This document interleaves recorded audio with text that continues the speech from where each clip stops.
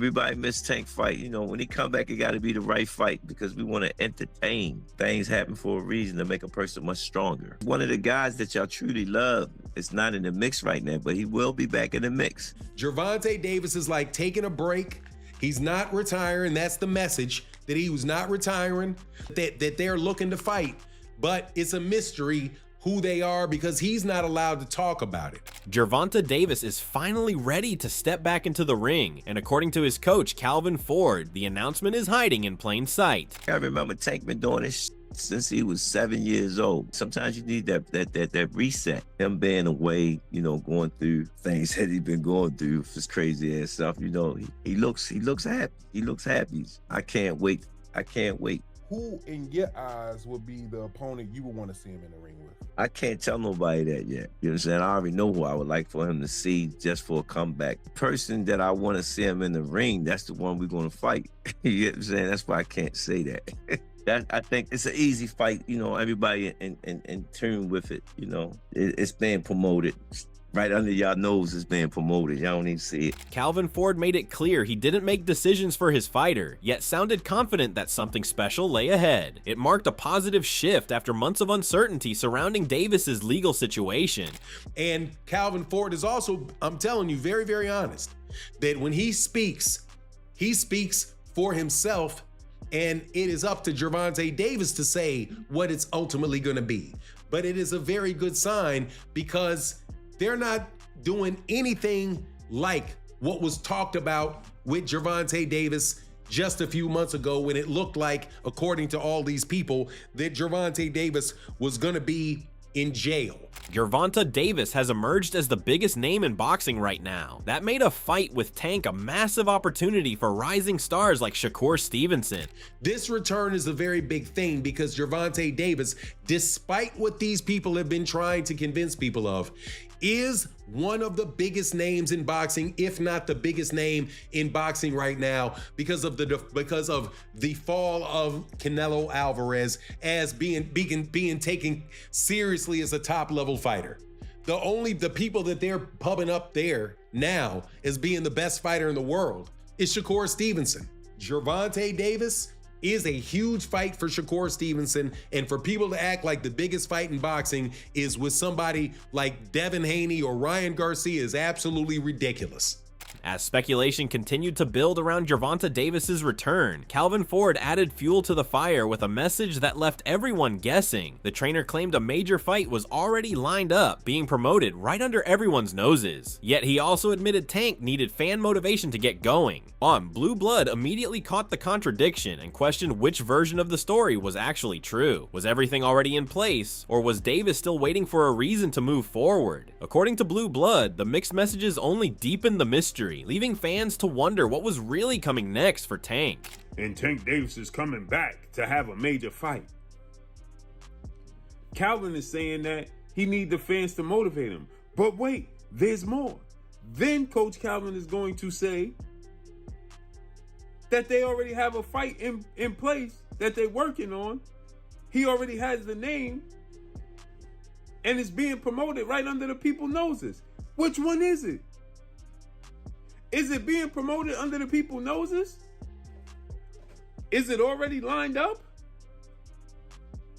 Which one is it? Calvin Ford made it clear that Gervonta Davis wasn't going anywhere, despite the time away from the ring. Ford emphasized that the comeback fight had to be the right one, something that would truly entertain the fans who had missed watching Tank perform. He hinted that Davis had gone through a necessary reset, emerging happier and stronger on the other side. While Ford admitted he already had a specific opponent in mind for the return, he refused to reveal the name just yet. According to the Ford, the person he wanted to see Davis face was exactly the one they would end up fighting. Listen to this. To be the right fight because we want to entertain. He ain't gone nowhere. Tank is still here. And I guarantee you something gonna happen. Everybody missed Tank fight. You know, when he come back, it got to be the right fight because we want to entertain. Things happen for a reason to make a person much stronger. One of the guys that y'all truly love is not in the mix right now, but he will be back in the mix.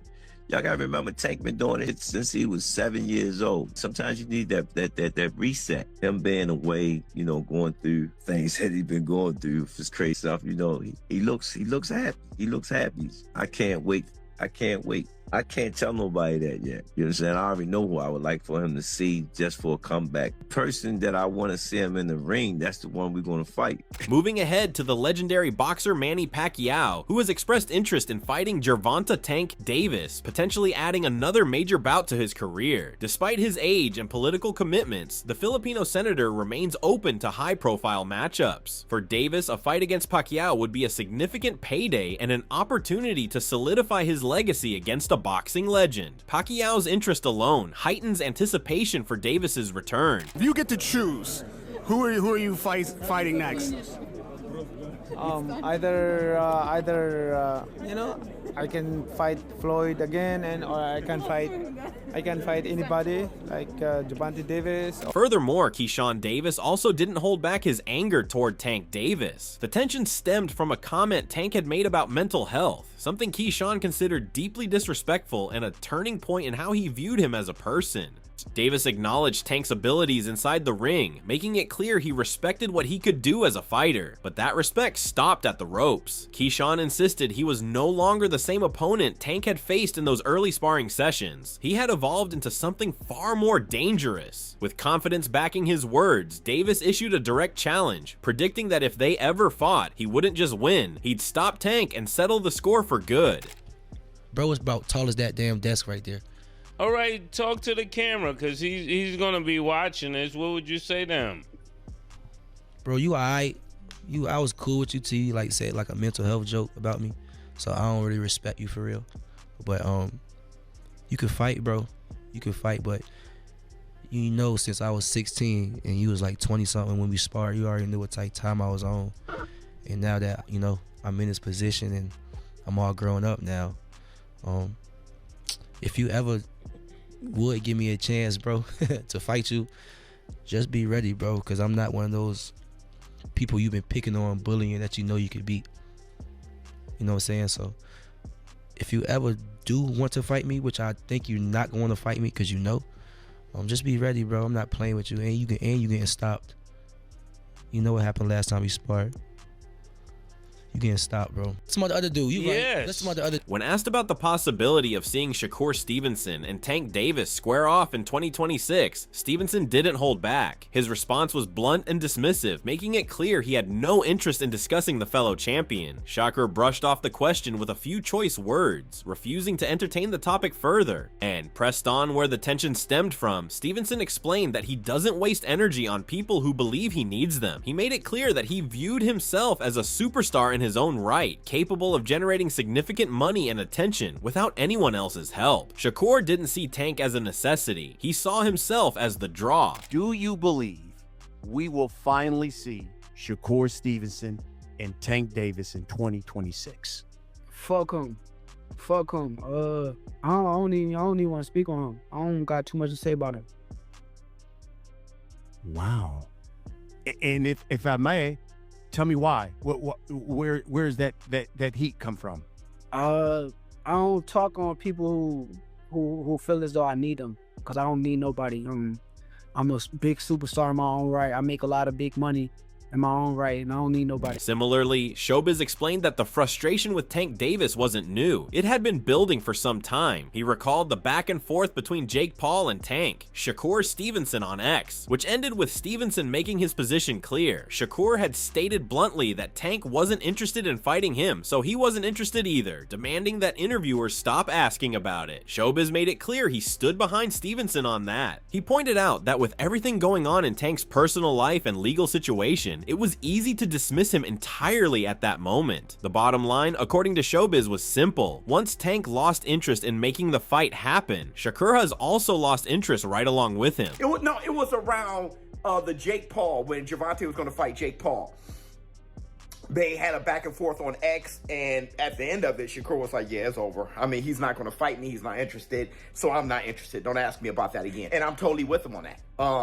So, yeah, him putting that extra, and plus, we don't know what's going on with Tank right now. So, you know, he has a lot of things to deal with. It's easy to say F him right now anyway, right? But I lost interest When Tank lost interest, Shakur lost interest. Looking at Tank Davis' return, his coach, Kenny Ellis, kept things measured and straightforward. Ellis made it clear that his role was simply to support whatever decision Tank made, whether that meant retirement or a comeback. Pressed on whether the potential return excited him as they continued building their legacy together, Kenny remained steady in his response. He emphasized that if Tank said he was coming back, they would simply get him ready. Nothing more, nothing less. Ellis dismissed any notion that the process was complicated, stating plainly that people tended to overthink it. In his view, it wasn't rocket science, it was just boxing. Every fighter's journey eventually reached a crossroads, with some continuing and others stopping, and Kenny accepted that reality without drama. Just hearing that, you know, Tank saying on the media that he'll be back, do you feel good about that as his coach? If he's coming back, I can only support him, you know. Does that excite you, knowing that, you know, we still in the runnings to you know, create our legacy still? I mean, I'm just going to support him, you know what I mean? Whatever he do, you know, if he say he's done, I'm going to support him. Mm-hmm. If he say I'm coming back, we just get him ready, you know? Get him ready. 100%. That's all we can do. Exactly. It's not rocket science, man. People make it bigger than what it is. It's not rocket science. It's just boxing, you know? Mm-hmm.